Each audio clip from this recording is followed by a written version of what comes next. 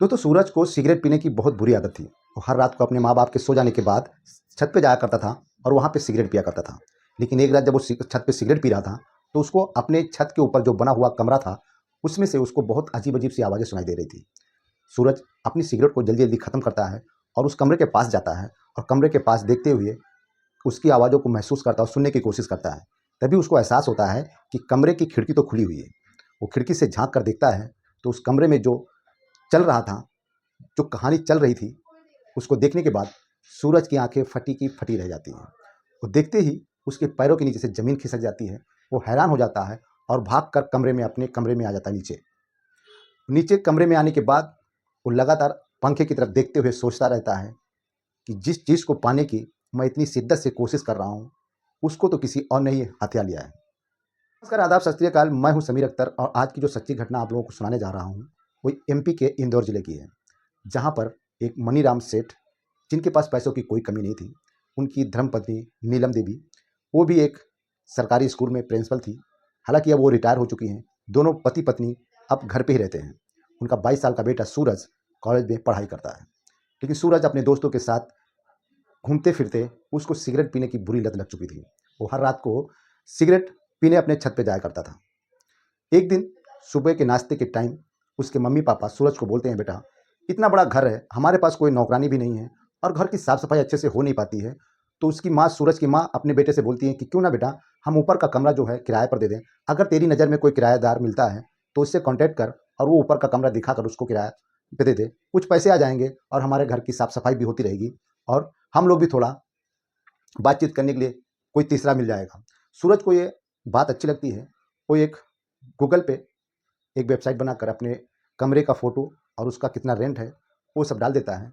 2-4 दिन के बाद सूरज के पास एक कॉल आता है, वो भी एक लेडीज़ का, और वो सूरज को पूछती कि कमरे का किराया कितना है और क्या इससे कुछ कम हो सकता है। सूरज बोलता है कि मैं अपने फ़ादर का नंबर देता हूँ, उनसे पूरी डिटेल में आप बात कर लो। सूरज उस लेडीज़ को अपने पिताजी का नंबर दे देता है। वो मैडम सूरज के पिताजी से पूरी इंक्वायरी करके भाड़े की बात कर लेती हैं और कमरे पे आके, उसके घर पे आकर उस कमरे को देखभाल भी लेती हैं। और आते ही वो बोलती हैं कि मैं आज से ही रहना चालू करूँगी। उन्होंने कमरे का 1 महीने का किराया भी एडवांस में दे दिया था। सूरज जब अपने कॉलेज से शाम को 5 बजे घर पे आता है तो उसकी मम्मी किचन में चाय बना रही थी। किचन में चाय बनाते हुए सूरज को आवाज़ देती हैं कि सूरज बेटा, 1 कप चाय छत वाले कमरे पे पहुँचा दे, क्योंकि वहाँ पे एक मैडम रहने के लिए आई हैं। वो मैडम के लिए चाय लेके जाता है और जैसे दरवाजे की बेल बजाता है तो वहाँ से एक खूबसूरत मैडम, जिनका नाम रागिनी है, वो निकलती हैं। उनकी उम्र लगभग 28 साल रही होगी। उस मैडम को जब सूरज देखता है तो उसकी आंखें एकदम खुली की खुली रह जाती हैं। उनकी कद-काठी एकदम बहुत ही खूबसूरत था। वो देखने में इतनी खूबसूरत थी कि उनको देखने के बाद हर कोई उनका दीवाना हो जाता। सूरज कहीं न कहीं सोचने लगता है कि काश हमने इन मैडम से पहले बात किया होता, हमने अपने पिताजी का नंबर इनको ना दिया होता, तो आज से पहले ही हम लोगों की दोस्ती हो गई होती और हमको इनसे मिलने में और भी मज़ा आता। मैडम जब सूरज को देखती हैं तो अंदर आने का इशारा करती हैं और उनको अपने कमरे में बैठने का इशारा करती हैं।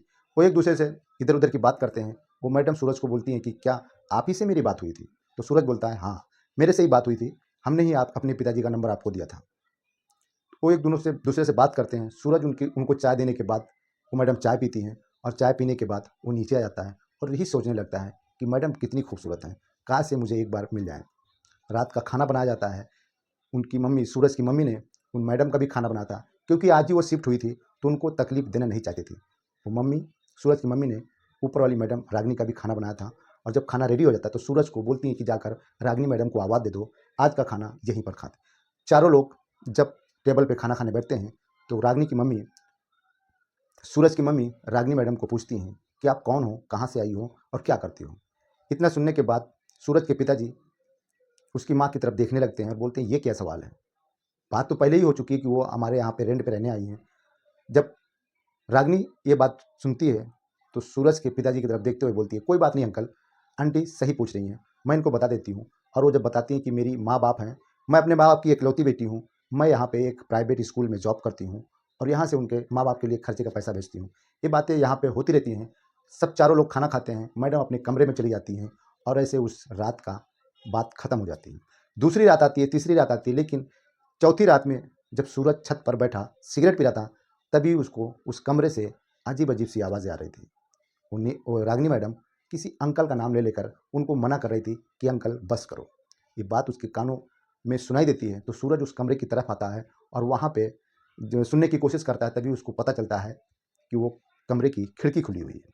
वो खिड़की से झाँकने की कोशिश करता है और देखता है तो उसके पिताजी उस रागिनी मैडम के साथ अर्धनग्न अवस्था में थे। वो उसके साथ बहुत ही ज़ोरदार तरीके से संबंध बना रहे थे। ये जब बातें सूरज देखता है तो उसके पैरों तले ज़मीन खिसक जाती है और वो कहीं न कहीं सोचने लगता है कि जो सपना मैं देख रहा हूँ, उस सपने को मेरे पिताजी ने पहले ही अपने लिए चुरा लिया है। ये बात यहीं की ख़त्म हो जाती है। अब सूरज के दिमाग में सिर्फ़ और सिर्फ़ वही सीन चलने लगती है।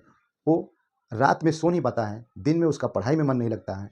एक दिन वो अपने दोस्तों के साथ बैठा बियर की पार्टी करता है और उसी पार्टी में एक अपनी बहुत ही करीबी दोस्त से अपने साथ हुए उस वाक़ये को बता देता है। उसका दोस्त उसको सजेस्ट करता है, उसको एक आइडिया देता है कि अगर तू उस रागिनी मैडम को पाना चाहता है, तो मेरे पास एक आइडिया है। अगर वो आइडिया काम कर गया तो वो रागिनी मैडम तेरी हमेशा हमेशा के लिए हो जाएँगी। वो जो आइडिया बताता है, वो आइडिया ये है कि तू अगर रागिनी मैडम और अपने पिताजी का कोई वीडियो बना लेता है, तो रागिनी मैडम को ब्लैकमेल करके तू उनके साथ कुछ भी कर सकता है।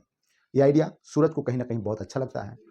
उस रागिनी मैडम के सुबह में नहाने जाने से पहले सूरज उसके कमरे में जाता है और एक कैमरा फिट कर देता है, ताकि बेड पे जो भी हो, वो उस कैमरे में रिकॉर्ड हो जाए और उस कैमरे से अपने मोबाइल को लिंक करता है। जो भी उस कैमरे में दिखाई देता है, वो उसके मोबाइल में भी दिखाई देता है। और जब रात को उसके पिताजी उस रागिनी मैडम के कमरे में जाते हैं और उसके साथ शारीरिक संबंध बनाने की कोशिश करते हैं और बनाते हैं, तो वो पूरा वीडियो सूरज अपने मोबाइल में रिकॉर्ड कर लेता है। रिकॉर्ड करने के बाद दूसरे दिन सूरज अपने नंबर से रागिनी के मोबाइल पर वो वीडियो भेजता है और वीडियो भेजने के बाद सुबह में वो रागिनी मैडम के पास आता है और बिंदास आवाज़ में रागिनी मैडम को बोलता है कि तुम यही सब करने आई हो? तुम्हारा यही काम है? तुमने मेरे बाप को फँसा लिया। बहुत ही गुस्से से वो रागिनी मैडम से बात करने लगता है। रागिनी मैडम कहीं न कहीं डर जाती हैं और सूरज को मनाते हुए बोलती हैं, सॉरी, मुझे माफ़ कर दो, मुझे ऐसा नहीं करना चाहिए था, लेकिन मेरे पास बहुत सारी मजबूरियाँ हैं और उन मजबूरियों का फ़ायदा उठाकर मैं तुम्हारे पिताजी के साथ ऐसे संबंध बनाती हूँ और मुझे पैसों की बहुत ज़रूरत पड़ती है। जो प्राइवेट स्कूल में मैं जॉब करती हूँ, वहाँ से जितनी तनख्वाह मिलती है, उससे मेरा घर नहीं चलता है। ये सब बातें सुनने के बाद सूरज बोलता है, वो सब हमको नहीं पता, लेकिन अगर इस घर में रहना है, तो मैं जैसा बोलता हूँ वैसा करो और अगर आपने मेरी बात नहीं मानी, तो मैं इस वीडियो को वायरल कर दूँगा, तुम कहीं की नहीं रहोगी। वो सूरज की बातों को मान लेती हैं और सूरज जो चाहता है, वो उनके साथ करने लगती है। रागिनी मैडम सूरज को अपनी बाहों में भरती हैं और एक दूसरे के साथ बेड में समा जाते हैं। वो दो जी भर के एक दूसरे को मज़ा देते हैं, एक दूसरे के साथ संबंध बनाते हैं और कहीं न कहीं रागिनी मैडम को उसके पिताजी से ज़्यादा सूरज ने उनको चरम सुख का आनंद दिया था। दोस्तों, सूरज से रागिनी मैडम बहुत खुश होती हैं, बहुत इम्प्रेस होती हैं और उनको कहीं न कहीं उसके पिताजी से ज़्यादा सूरज ने मज़ा दिया था। ये बात वहीं की वहीं हो जाती है, लेकिन एक दिन रागिनी मैडम एक चाल चलती हैं और सूरज को फँसाने के चक्कर में, यानी उसको हमेशा हमेशा के लिए अपनाने के चक्कर में, वो सूरज से कहती हैं कि मुझे तुम्हारे बाप में कोई इंटरेस्ट नहीं है, लेकिन हमको पैसे की ज़रूरत है और वो पैसे की ज़रूरत तुम्हारे पिताजी पूरी करते हैं और मैं ना चाहते हुए भी उनके साथ ये सब गंदा काम करती हूँ। मुझे तो उनको उनका छूना भी पसंद नहीं है। मुझे तो सिर्फ़ और सिर्फ़ तुम चाहिए, मैं तुमसे प्यार करती हूँ और अगर आप चाहते हो कि वो सब काम तुम्हारे पिताजी ना करें, और ये बात कोई मर्द नहीं बर्दाश्त कर सकता कि जिसके साथ तुम ऐसा संबंध में हो, वो औरत किसी और के साथ ऐसा करे। सूरज को ये सब बातें जब रागिनी मैडम सुनाती है, तो उसका दिमाग खनक जाता है और वो अब रागिनी मैडम को बोलती हैं, ठीक है, मैं पैसों का जुगाड़ तो कर दूंगा, लेकिन आज के बाद तुम मेरे पिताजी से नहीं मिलोगी और अगर वो तुमसे जोर जबरदस्ती करने की कोशिश करते हैं, तो तुम उनको डायरेक्ट मना करोगे। रागिनी मैडम बात मान लेती हैं और दूसरे दिन जब उसके पिताजी वहाँ पे आते हैं, तो वो उनको पहले जैसी मुलाकात नहीं लगती है। वो उनको उस दिन संबंध बनाने तो देती है, लेकिन पहले जैसा उनके बीच में प्यार नहीं था, वो बात नहीं थी। दूसरे दिन एक अनजान नंबर से उसके बाप के ऊपर वो वीडियो आता है, यानी सूरज अपने ही बाप के मोबाइल पर एक अनजान नंबर से उस वीडियो को सेंड करता है और उनसे 20 लाख रुपये मांगता है। फिरौती की रकम 20 लाख रुपये होती है और जब वो वीडियो सूरज के पिताजी देखते हैं, तो उनके पैरों के नीचे ज़मीन खिसक जाती है और वो कहीं न कहीं फँस चुके थे, क्योंकि वो बहुत नामी-गिरामी आदमी थे। उनका समाज में बहुत रुतबा था, बहुत नाम था। उनके पास पैसों की कोई कमी नहीं थी। लोग उनकी बातों को मानते थे, उनकी इज़्ज़त करते थे। वो अपनी इज़्ज़त बचाने के चक्कर में 20 लाख रुपया उस बताए हुए एड्रेस पे पहुँचा देते हैं और वो वीडियो डिलीट करने की रिक्वेस्ट करते हैं। सूरज वो 20 लाख रुपया लाने के बाद रागिनी को दे देता है और बोलता है ये 20 लाख रुपया ले लो और हमारे पिताजी के पास आज के बाद नहीं जाना। ये बात यही कि ख़त्म हो जाती, लेकिन तकलीफ़ जब आती है तो चारों तरफ से आती है। दूसरे दिन सूरज अपने दोस्तों के साथ बैठा बियर पी रहा था। वो वीडियो सूरज के मोबाइल में पड़ा हुआ था और वो वीडियो उसके किसी दोस्त के हाथ लग जाता है। उसका दोस्त सूरज की मोबाइल से वीडियो अपने मोबाइल में ट्रांसफ़र कर लेता है और दूसरे दिन उसका दोस्त वही वीडियो उसके सूरज के पिताजी के मोबाइल पे सेंड करता है और उनको दिखाने की कोशिश करता है कि तुम जितने शरीफ बनते हो उतने शरीफ हो नहीं। क्योंकि सूरज के पिताजी सूरज के उस दोस्त से कितनी बार चिढ़ चुके थे, वो उससे गुस्सा करते थे। सूरज के साथ उसका साथ अच्छा नहीं लगता था, वो उसको हमेशा ताने मारते रहते थे। सूरज का दोस्त इसी चीज़ का बदला लेने की कोशिश करता है और वो वीडियो सूरज के पिताजी को भेज देता है। अब सूरज के पिताजी को जब वो वीडियो मिलता है, वो भी दूसरे अनजान नंबर से, तो सूरज के पिताजी से रहा नहीं जाता। उनको पता चल चुका था कि अब मैं फँस चुका हूँ।